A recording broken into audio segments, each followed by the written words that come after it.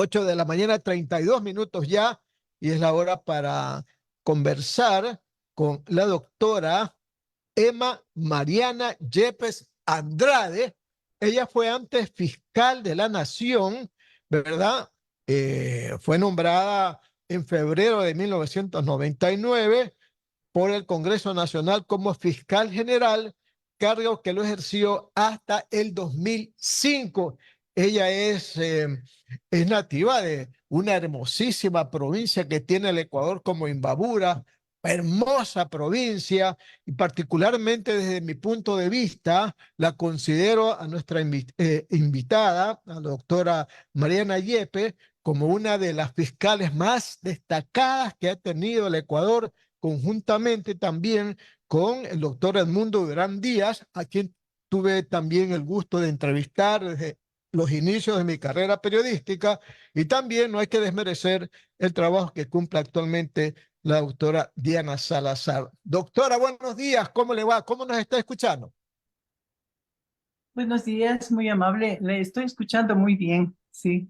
Y Correcto. muchas, sí. Correcto, correcto, doctora. La saluda el periodista Alcides Montilla. Ya mismo también se une a esta entrevista nuestro compañero Julio Osvaldo Ayala Serra. Doctora, en términos generales, en esta discusión o en este debate que está teniendo el Ecuador sobre las reformas al Código Orgánico Integral Penal, que tiene como 10 años de vigencia y ha tenido un sinnúmero de reformas, ¿verdad? Ahora que tiene que ver con estas reformas que un poco pretenden el tema de la revisión de las sentencias, que pretenden que la fiscalía pues informe a la asamblea, y otros temas más, a veces mezclados con la política. Muchos dicen que la asamblea, que parece que se va a reinstalar hoy para volver a tratar este tema, o debe de archivar el proyecto o debe de aprobarlo por partes o debe de esperar que primero se realice la consulta popular del 21 de abril. ¿Cuál es su comentario, doctora? Bueno, primero, buenos días, señor Montilla, y muchas gracias por esos generosas palabras respecto Usted de mi se lo persona. merece, doctora. Usted se Gracias lo y merece. sobre todo por ubicarme junto al doctor Edmundo Durán Díaz, a quien conocí y le tenía muchísimo respeto. Así Muchísimas es. gracias nuevamente. Y un saludo también especial a la señora Ayala, que se va a incorporar, y a la Correcto. ciudadanía que nos está escuchando. Aquí en Bueno, Guayaquil. este proyecto ha sido criticado por varios sectores. Y debo recalcar que no se hubiera conocido si no era a través de los medios de comunicación, quienes han jugado un papel importantísimo porque han puesto en conocimiento de la ciudadanía este proyecto y a través de eso se ha podido hacer bastantes comentarios y sugerencias. Quizás eso haya motivado que la Asamblea Nacional, el día que iba a conocer el segundo debate de este proyecto, pues tuvo que suspenderle precisamente por la cantidad de contradicciones y de falencias que tiene. Y yo creo que la materia penal y procesal penal, que es en este caso, no puede estar al servicio de la política. Y eso es lo que vemos en este proyecto. Se quiere beneficiar a cierta persona o a ciertas personas o a un grupo de personas identificados políticamente. ¿Con qué? Con la revisión de sentencias condenatorias que han merecido después de un proceso largo, de un proceso responsable, serio, obteniendo todas las evidencias por parte de la Fiscalía. Pero no solamente es ese tema. Desde el primer momento yo pensé que este proyecto debía esperar. Los asambleístas no podrían apresurarse a debatir, peor a aprobar, hasta que no salga el resultado de la consulta popular. Porque el señor presidente ha convocado ya a la consulta, son 10 preguntas y entre ellas hay algunas que tendrían incidencia en el Código Orgánico Integral Penal. Por ejemplo, el incremento de las penas, la participación de las Fuerzas Armadas en la lucha contra la corrupción, también el hecho de que se les impide eh, ser beneficiarios de ciertas rebajas a algunas personas que están privadas de la libertad por determinados delitos. Todo eso amerita que se espere, ¿no? ¿Por qué el apuro este momento? Yo no soy partidaria de que se divida por grupos y que se apruebe ciertas normas que consideran adecuadas. Si revisamos con detenimiento el proyecto, encontramos muchísimas contradicciones. Por ejemplo, en la parte de las penas. El presidente de la República quiere luchar contra la delincuencia al incrementar las penas. Eso ya tiene connotaciones de otra naturaleza. No solamente modificar un artículo y poner dos añadidos, dos palabras y con eso aprobar. No, ya es parte de la política criminal.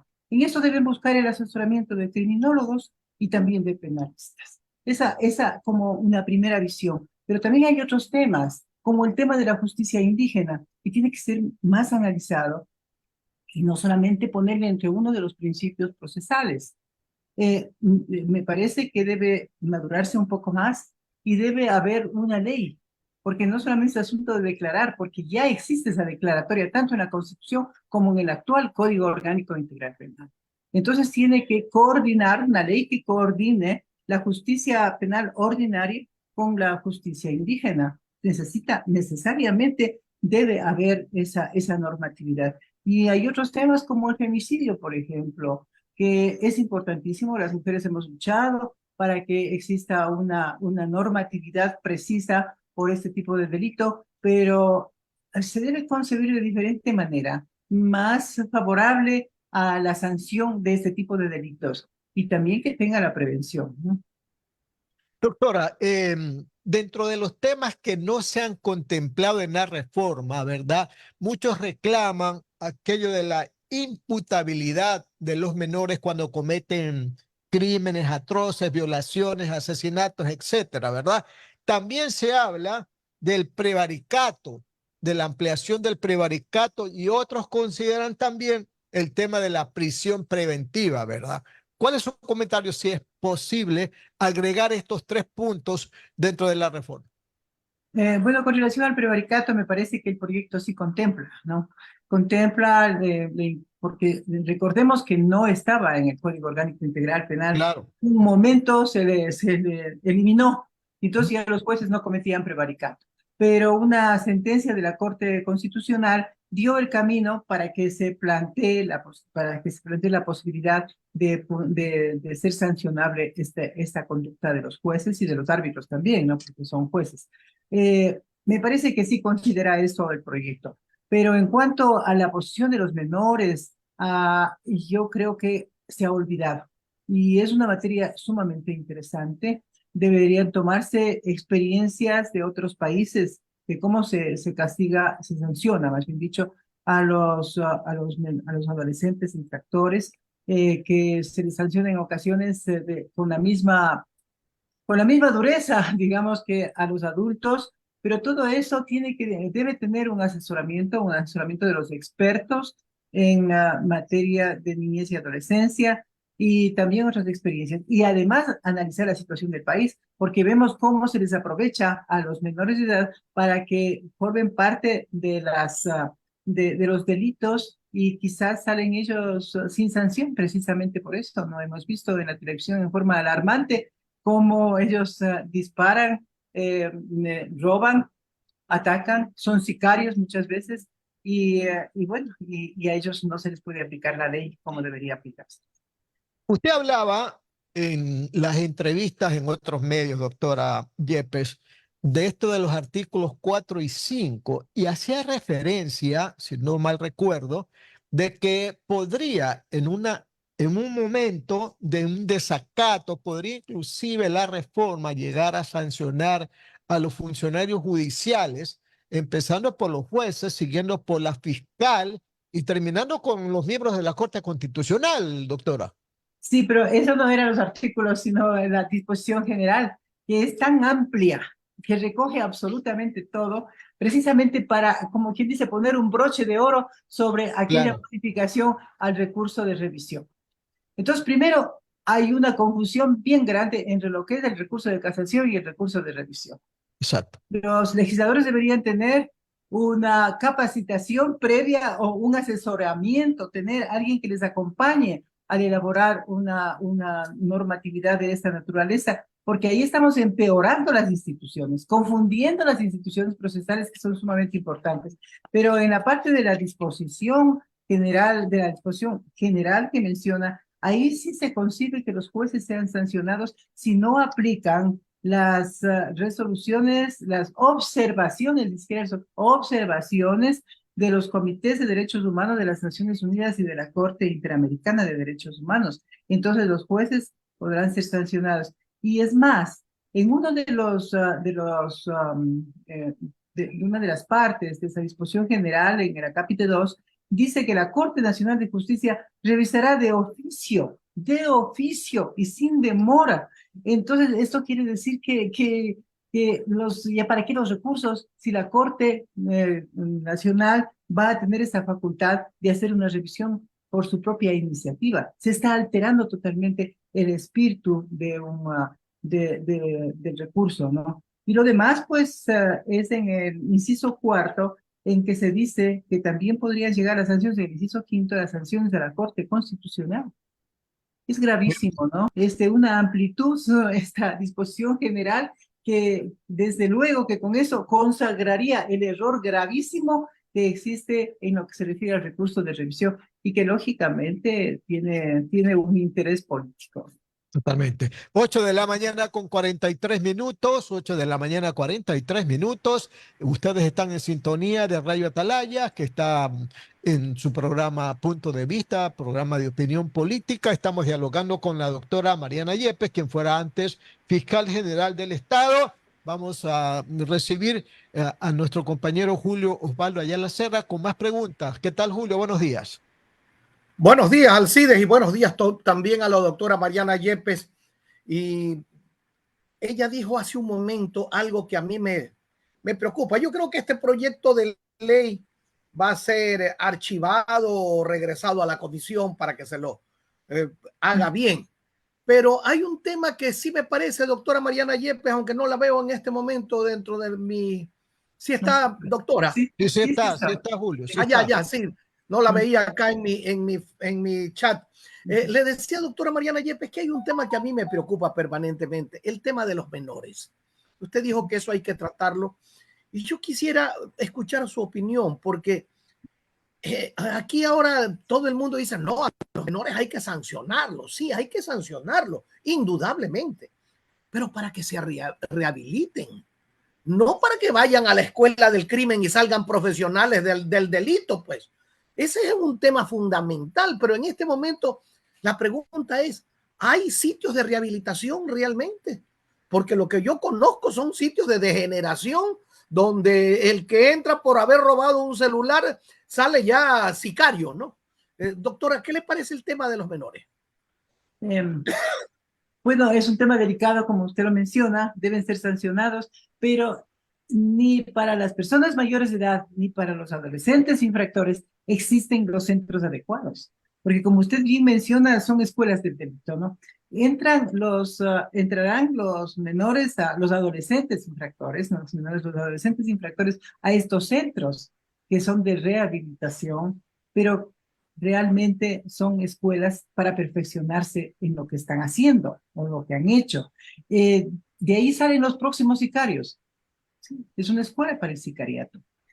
Hay otro tema que aparte de aquel que no se ha preocupado históricamente el Estado y las instituciones que tratan de las políticas de los adolescentes infractores, de que esos centros sean realmente de rehabilitación.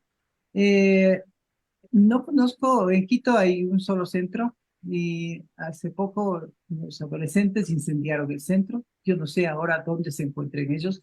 En otras ciudades también debe haber, de seguro en Guayaquil también hay, pero yo tengo una experiencia de un adolescente infractor que realmente estaba cometiendo un delito de extorsión en un entorno familiar muy cercano y cuando se le quiso sancionar, esto era en Ibarra, no había espacio en Quito, o sea, no había un lugar en la provincia, no había un espacio en Quito para que cumpla la sanción. Entonces tuvo que regresarse y el juez, con sabiduría, creo, le dictó unas medidas alternativas. que debía ser sancionado, pero no pudo ser sancionado porque no había lugar en donde le colocaba. Todo eso a mí sí me ha hecho pensar muchísimo por esta experiencia que tuve de que el Estado debe preocuparse. Debe preocuparse. Ahora se dice que deben ser sancionados como adultos. Eso significará que deben ir a los centros de rehabilitación social, a los centros de privación de libertad de los adultos. Las actuaciones últimas de la policía, del ejército, nos están demostrando que realmente los centros de privación de libertad son focos no solamente de maltrato a la persona que está privada de la libertad, sino de cometimiento de infracciones, de toda una indisciplina, de la falta de control de las autoridades. Entonces sí debería pensar en eso también la reforma, ¿no? O Porque sea, el ese es Código un, Penal Penal tiene una última parte, y la tercera parte es aquella que se refiere al régimen penitenciario, y ahí es donde debería también tratarse esta situación, ¿no? sí, pero a veces hacemos leyes, y se lo digo con experiencia, hacemos leyes muy Ujú. bonitas, pero que nunca se aplican, que nunca se llegan a concretar, ¿no? Por ejemplo, a mí me preocupa un hecho de que los menores sean inimputables para los cometimientos de delitos, que vayan a estos correccionales que le llaman acá en la provincia del Guayas, correccionales, pero que en cambio le demos la oportunidad del derecho al voto a partir de los 16 años. Es decir, ellos no tienen la mentalidad suficiente cuando cometen un delito, pobrecitos, no tienen la mentalidad suficiente, pero sí tienen la mentalidad suficiente para con su voto poder cambiar hasta en algún momento hasta el país, pues. Y entonces hay una enorme contradicción entre lo que se los faculta y entre los que dicen que no están facultados. Bueno, Rosa, es verdad lo que usted dice con toda razón, pero habría que diferenciar, los menores son realmente inimputables. ¿Y cuáles son los menores? Aquellos que no han llegado a la adolescencia. En cambio, ya los adolescentes que sí tienen la posibilidad de votar, porque la demagogia hizo que ellos sean unos sujetos activos, ciudadanos, entre comillas, pero ellos tienen un tratamiento especial dentro del derecho penal, que está ligado íntimamente con el derecho de menores y de adolescentes, ¿no? Entonces, actualmente, ¿no?, los principios que están en el Código de Menores se aplican para el juzgamiento de los adolescentes infractores, no para los menores. Los menores definitivamente son inimputables. O sea, no tienen ni conocimiento ni voluntad para poder discernir si el acto es uno que interese al derecho penal. Pero Ujú. psicológicamente se ha dicho que una persona hasta los 25 años no tiene desarrollada su psiquis como para tener una madurez. Y en cambio aquí nosotros actuamos de una manera como que para unas cosas los menores de edad, los adolescentes tienen capacidades y para otras son incapaces. ¿No le parece que hay una enorme contradicción en eso, doctora? Bueno, hay una contradicción, pero yo insisto que habría que hacer la diferencia. Los menores, por ejemplo, un niño de 7, 8 años, 10 años, realmente él es inimputable, de acuerdo con la Convención Internacional y con las leyes de otros países y también la nuestra, ¿no? Es inimputable. No, él no podría ser objeto de un enjuiciamiento penal. Pero ellos también, hay países que, yo soy muy curiosa en revisar sentencias de otros países. Hay asesinatos que han cometido niños, desde luego que guiados por una persona mayor. Y entonces de ellos hay un tribunal que previamente les identifica si van a ser juzgados como menores o como mayores, porque han cometido asesinatos.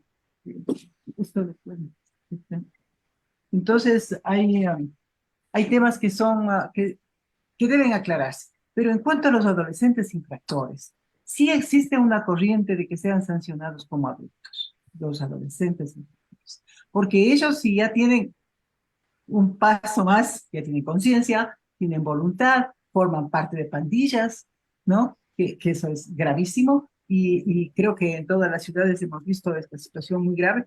Desde luego que no solamente se soluciona con las sanciones penales, sino que también hay políticas del Estado de otro tipo, como por ejemplo la educación, la salud, la higiene, la luz eléctrica, el servicio de agua potable, deben intervenir las GATS, los municipios, todos ellos para solucionar este problema gravísimo que es como un caldo de cultivo donde crece la delincuencia y comenzando por los adolescentes infractores. Pero algo que usted anotaba que era importantísimo es ¿a dónde van?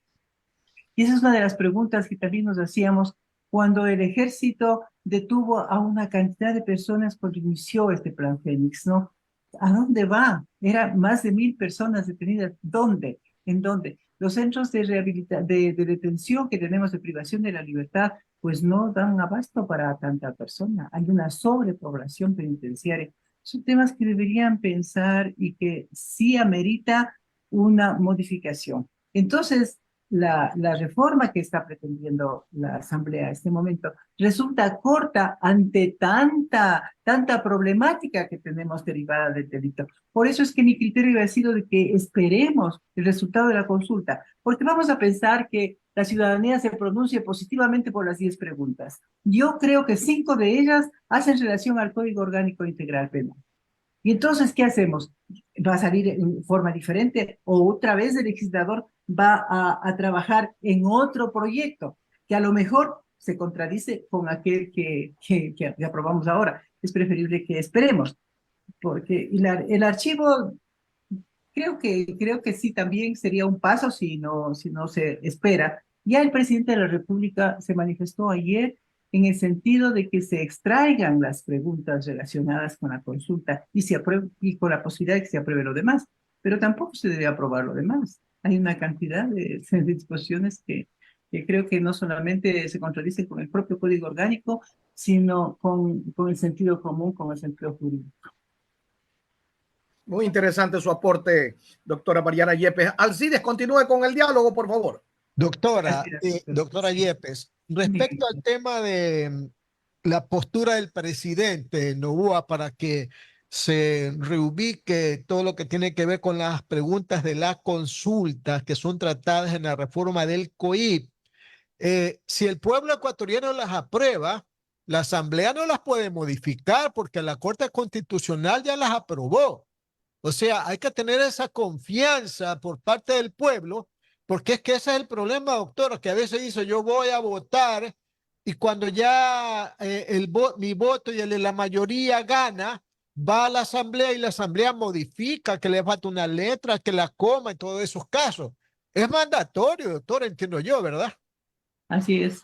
Sí, no podría modificarse. Realmente no podría, tendría que ser con los anexos que presenta a la consulta. De esa manera se podría legislar. A lo mejor falte algo, pero yo creo que en la parte formal, y quizás redacción, algo así, para hacer más manejable la disposición, me imagino, ¿no? Pero el fondo mismo no podría modificar. Por eso creo que aprobar este proyecto con esos incrementos de penas, con la imprescriptibilidad, con unas excepciones para que se hagan beneficiarios las personas privadas de la libertad de un sistema abierto, semiabierto. Yo creo que deben esperar porque a lo mejor, como le decía, se aprueba esto por parte de la Asamblea, este proyecto, y luego tiene que ser modificado con las preguntas, modificado con el resultado de la consulta. Esperar a la consulta. ¿Cuál es el apuro que tienen, no? Yo no sé qué es lo que pretenden los asambleístas. Bueno, hay otra corriente sobre el archivo, que también sería el segundo camino, pero el primero sería el otro. Pero siempre, si se espera la consulta, también habría que esperar para que se incorpore este texto, pero para que se redacte bien también las otras normas y para que se excluyan aquellas que son eminentemente políticas. Doctora, lo que pasa es que usted sabe bien que el pueblo ecuatoriano, lamentablemente, de la Asamblea tiene un concepto muy bajo, ¿no? Y se lo ha demostrado ahora en esta comisión de la justicia, donde se está tratando primero el tema de las reformas. Se descubre que unos dicen que lo que se aprobó en la comisión y lo que va al pleno cambian las cosas, cambian los preceptos, cambian los articulados, los otros dicen que no sabía que eso estaba ocurriendo, o sea, una desconfianza total. Y entre una desconfianza total, doctora, ¿cómo podemos trabajar en una asamblea? No sabemos qué es lo que se va a aprobar, qué es lo que se va a tratar en la comisión y qué es lo que se va a tratar en el pleno. Entonces yo creo que aquí alguien tiene que imponer claridad y nitidez y un poquito de moral en el tratamiento de los temas legales y constitucionales, porque si no, vamos a seguir en total desconfianza por parte del ciudadano frente a lo que está haciendo la Asamblea. ¿No le parece, doctora? Así es, y creo que este proyecto fue la campana de alerta para que los asambleístas asuman su responsabilidad con absoluta seriedad. A mí me extrañó el momento que comenzaba el segundo debate de este proyecto. Desde luego ya se había hecho pública las contradicciones, el afán de beneficiar a un partido político con este proyecto, con artículos de este proyecto. Y cuando se dijo que no se había leído, algunas personas que estaban en la comisión no habían leído, o sea que fueron sorprendidos. Es más, este proyecto parece que ya tiene una historia. Ha estado en la comisión desde, me parece que con la asamblea anterior, y ahora nadie sabía el texto y fue aprobado. Sabían solamente quienes tenían interés, quienes incluyeron la reforma del recurso de revisión y también ¿qué sería la excepcionalidad de la reserva de las investigaciones previas que hace la Fiscalía? Eso es gravísimo, porque se resta la independencia de la justicia. Clarísimo, ¿no? Entonces, hay normas que realmente no deberían estar. Doctora, hay otro asunto, ¿verdad? El papel de la Corte Interamericana de Derechos Humanos, porque los que están propugnando las reformas, dígase el correísmo, han dicho que necesitan de que la Corte Interamericana revise la sentencia del caso Sobornos. Y también dicen la oposición de la fiscal es porque tiene miedo a que la Corte Interamericana de los Derechos Humanos revise el caso Sobornos. Pero otros dicen, bueno, entonces, ¿por qué el señor presidente Rafael Correa, por qué no planteó un reclamo ante la Corte Interamericana de los Derechos Humanos? ¿Le queda tiempo? ¿No le queda tiempo? ¿Cuál es el papel exacto, doctora, a su juicio, de la Corte Interamericana de Derechos Humanos en casos como los que estamos refiriéndonos en este momento de una probable revisión de sentencias penales? Bueno, para que la Corte Interamericana intervenga, debe haber primero una denuncia, ¿no? Un pedido ante el Claro. organismo internacional. Pero la Corte inmediatamente no interviene, sino que hay una comisión que hace un estudio in situ del tema y convoca a las partes interesadas, hace la revisión de absolutamente todo y luego presenta un informe. Si ese informe es favorable, ese es el que va a la Corte Interamericana. No va directamente el interesado a la Corte, sino a través de la Comisión Interamericana. Ya. Si es que la Comisión encuentra que existe violación a los derechos, fundamentalmente a los derechos del debido proceso, a las garantías del debido proceso, pues dicta una resolución y la resolución es contra el Estado. Entonces el Estado tiene que asumir una responsabilidad generalmente es pecuniaria cuando ha habido la violación a los derechos fundamentales, también a la privación de la libertad, bueno, a todos los derechos, sea derechos procesales o derechos personales. Esa es la capacidad, pero tomar lo que diga la resolución es que no solamente está diciendo de la Corte Interamericana de Derechos Humanos, sino de las comisiones. Las O sea, comisiones. son criterios de la comisión, criterios de la Corte y criterios también de derechos humanos de las Naciones Unidas. Son criterios, no son imposiciones. Doctora, ¿y quién quiera hacer un reclamo ante la Corte Interamericana de los Derechos Humanos? ¿Tiene un plazo para presentar el reclamo o es indefinido el tiempo? Bueno, yo creo que puede presentar en cualquier momento, yo creo, pero los constitucionalistas tienen mayor orientación en ese tema, ¿no? Pero mi criterio es que podría presentar en cualquier tiempo. Porque aquí estoy leyendo al doctor Adrián Pérez, que es columnista de Diario El Universo. ¿Cómo Él no? manifiesta, por ejemplo, que existe un plazo de 6 meses para presentar reclamos ante la Corte Interamericana de Derechos Humanos. Eso lo establece el artículo 32 del reglamento. Lo que quiere Debe- decir que, en otras palabras, en Ujú. este momento ya el señor Correa ya no tiene plazo para presentar un reclamo porque ya feneció el plazo, ¿no? Pero considero también, tienes razón, pero considero también que el economista Correa, pues nunca se interesó en eso, ¿no? Porque tenía desconfianza de los organismos Sí, internacionales claro. y sobre todo de la Corte Interamericana. Entonces, en contrasentido, después de lo que haya declarado, que concurra a la Corte Interamericana. Yo no tengo conocimiento exacto si ya fue resuelto un recurso de revisión que habían presentado en el caso Suborno, ¿no? Algunas de las personas que están involucradas. No sé si ya resolvieron, porque si no resuelven todavía ese tema, es decir, el momento que resuelvan se contarían los plazos. Entonces, desconozco, ¿no? Solamente por la prensa, por la televisión, se entera de los pasos que están siguiendo dentro de este proceso de Soborno. 9 de la mañana, 2 minutos. 9 de la mañana, 2 minutos. Esta es Radio Atalaya y su programa de opinión política, punto de vista. Estamos dialogando con la doctora Mariana Yepes, quien fuera fiscal general de la Nación. Más preguntas de mi compañero Julio Ayala. Gracias, doctora Yepes. Hay una disposición ahí en la ley que permitiría que los señores legisladores pidan informes de una investigación previa que esté haciendo la fiscalía. ¿Usted cree que eso es normal? Ya pasó hace pocos días en el caso Metástasis, cuando el señor Correa prácticamente avisó a los implicados para que se pongan a buen recaudo de que iba a haber una movilización investigativa. ¿Usted cree que es procedente que los legisladores conozcan lo que está haciendo la fiscalía en una investigación? Definitivamente no hay razón para ello.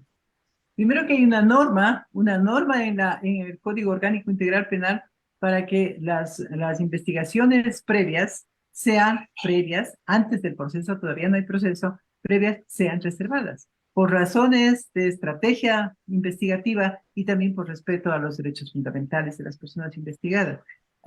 Gravísimo lo que sucedió, que fueron avisados mediante, y no solamente que fueron avisados, sino que públicamente nos enteramos porque hubo un chat en el cual estaba comunicando lo que se iba a hacer. Y que ahora se pretenda que la Asamblea pida información de las investigaciones es una intromisión, como lo manifestaba, a la independencia judicial.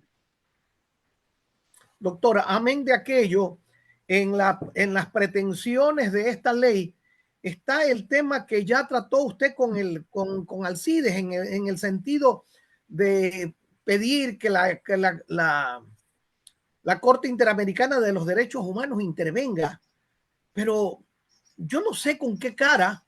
Bueno, aquí se ha hablado mucho del cara de tuco y del prohibido olvidar, pero después de haber llamado bachanón a la Corte Interamericana, después de haber dicho que sus resoluciones no tenían ningún efecto, especialmente sobre juicios ya dados y con término de cosas juzgadas, ahora pretendan hacer todo lo contrario. Primero, pedirles que intervengan y segundo, decir que sí pueden intervenir en juicios que ya están sellados, oleados y sacramentados. ¿Hasta qué punto esto es un contrasentido, una caretucada, como el propio Correa lo decía?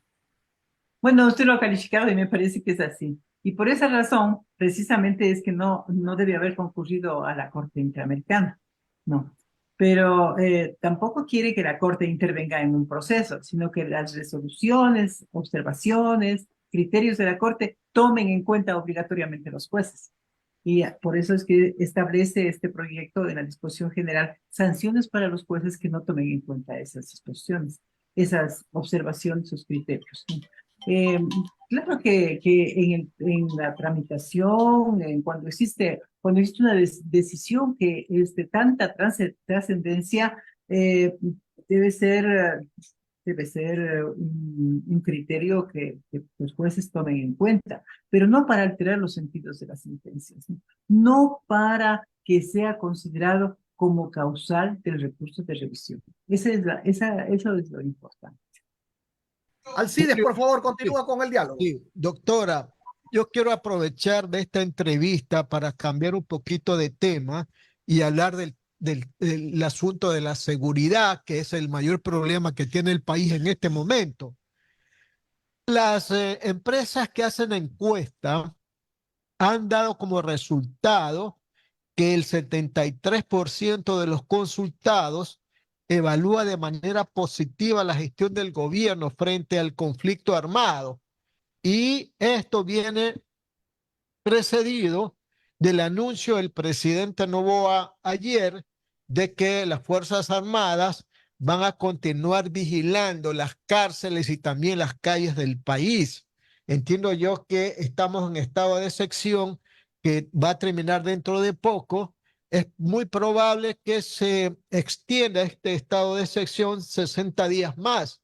Pero la gente, el ciudadano, lo que quiere es que permanentemente el uniformado esté en las calles y en las cárceles. Porque el momento en que ya no estén y pase la policía en unos casos o el SNAI en otros, volverán a reaparecer los secuaces y los delincuentes y nuevamente vamos a estar en la zozobra de la inseguridad. ¿Qué podemos hacer? ¿Qué hay que hacer en estos casos para mantener el estado actual y seguirlo mejorando para lograr una mejor seguridad en bien de la población, doctora? Bueno, usted lo ha dicho, yo creo que se terminará el estado de excepción y el presidente pedirá que haya una ampliación del mismo, precisamente porque la Corte Constitucional tiene que pronunciarse, son estados de excepción. Pero en cuanto a la presencia de las Fuerzas Armadas en los centros de privación de libertad, eh, que se ve que están poniendo orden, ¿no? Orden y otras condiciones dentro de estos centros. Yo creo que ahí eso debe constar en el Código Orgánico Integral Penal, para que sean como un elemento de ayuda a quien, al STAI, que es la institución que ha creado la estructura jurídica, este organismo que debe cumplir sus funciones de supervigilancia, de control a los centros carcelarios, pero que no lo ha cumplido, se está viendo que no lo ha cumplido. Y ahora no sé si lo esté cumpliendo. Está con el apoyo de las Fuerzas Armadas y así debería continuar. Mi criterio es que se aproveche las reformas al Código Orgánico y las consultas, el resultado de la consulta popular para que las Fuerzas Armadas continúen colaborando.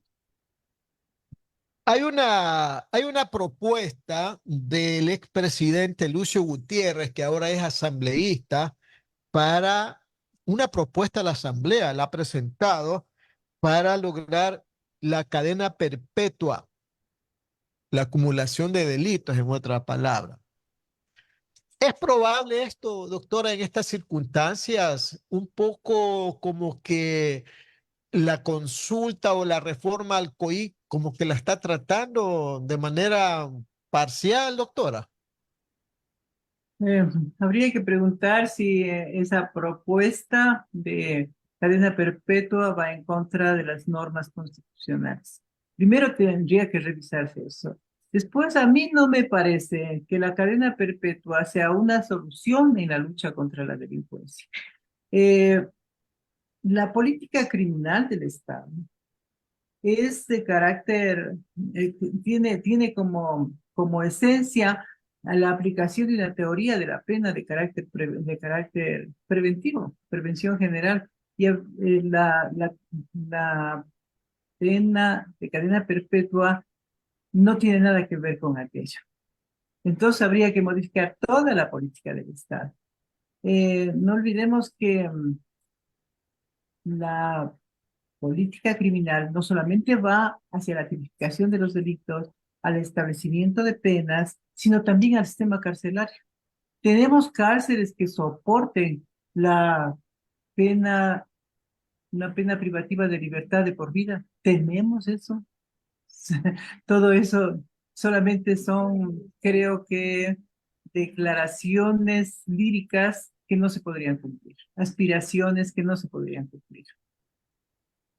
Y finalmente, doctora, Sí. la preocupación ciudadana, ¿verdad? Se ha dicho que en este proceso de intervención de las Fuerzas Armadas y de la policía para atacar la criminalidad, se han detenido a 6.000 personas. Y la pregunta es, ¿quiénes los están procesando? ¿Habrán jueces, habrán fiscales, habrán jueces penitenciarios? ¿Estarán algunos de ellos ya sentenciados? ¿Habrán cárceles y espacios para albergar a tanta cantidad de gente detenida? ¿O es que simplemente los detienen y le hacen algún proceso rápido y los liberan. Bueno, es una de las primeras inquietudes que ya le mencioné. ¿Dónde va tanta gente? ¿No? ¿En qué lugar de privación de libertad están aquellas personas, como 1.000, como 2.000 personas? Pero me parece que han sido ellos sancionados de acuerdo a la conducta que les hayan encontrado. Los jueces que están conociendo estos casos forman una unidad especial. Ellos fueron designados hace más o menos 1 año y medio y quedaron jueces que en pool de personas para que vayan ascendiendo de acuerdo con las calificaciones que tuvieran, o sea, un banco de elegibles. Y entonces están incrementando el número de jueces. Pero otros podrían ser que hayan cometido únicamente contravenciones. No creo que todos sean delincuentes aquellos que les tomaron presos privados de la libertad y que estaban privados de la libertad. No todos serían colaboradores de delitos graves, sino tal vez de contravenciones. Entonces ahí han salido ya, porque es imposible que un sistema de prisiones mantenga como 3.000 personas en 2 meses, ¿no? Es imposible. Julio, sus últimas preguntas. Gracias. Doctora Yepes, dígame una cosa, ¿cuál es su criterio personalísimo acerca de la actuación de la actual fiscal general de la Nación? Bueno, y me parece que ella ha dado demostraciones de que está actuando con responsabilidad y con seriedad. No, porque Sí, eso ha sido... doctora. Sí.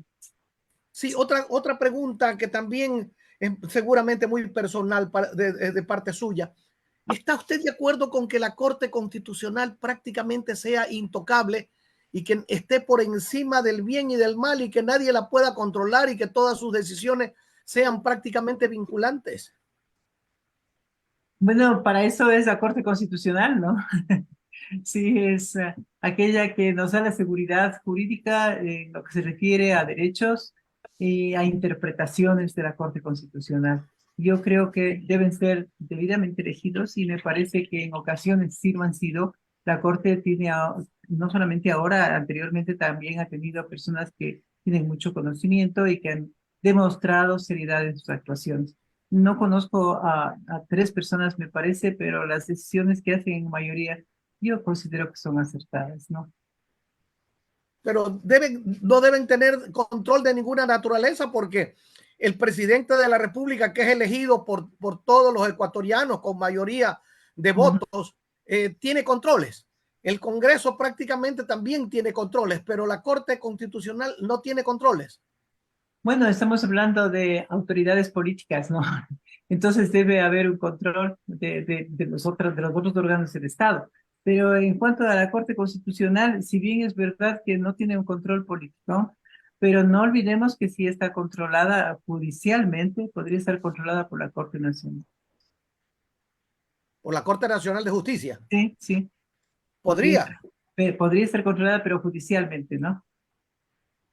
O sea, ¿en qué casos, por ejemplo? Póngame un ejemplo. Por ejemplo, si habrían cometido algún tipo de delito, o sea, prevaricato, pensemos.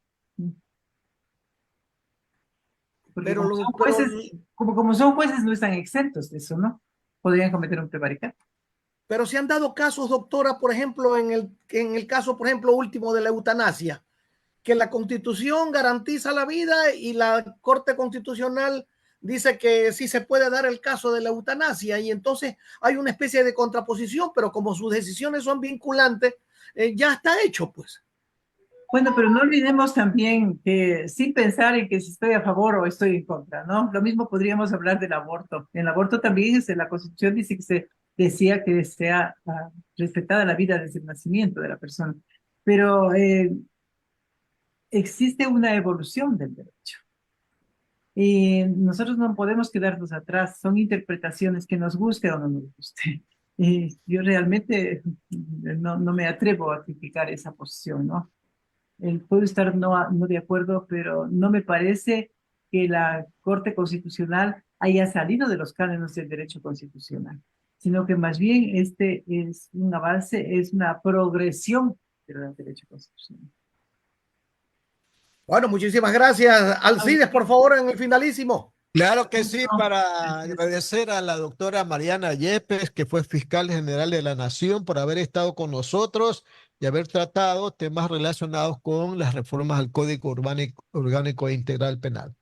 Muchas gracias, doctora, muy Muchas amable. gracias a ustedes y un gusto conocerle y un gusto volverle a ver, doctora Ayala. Muchas gracias, ¿no? Un gusto. Placer, doctora Yepes.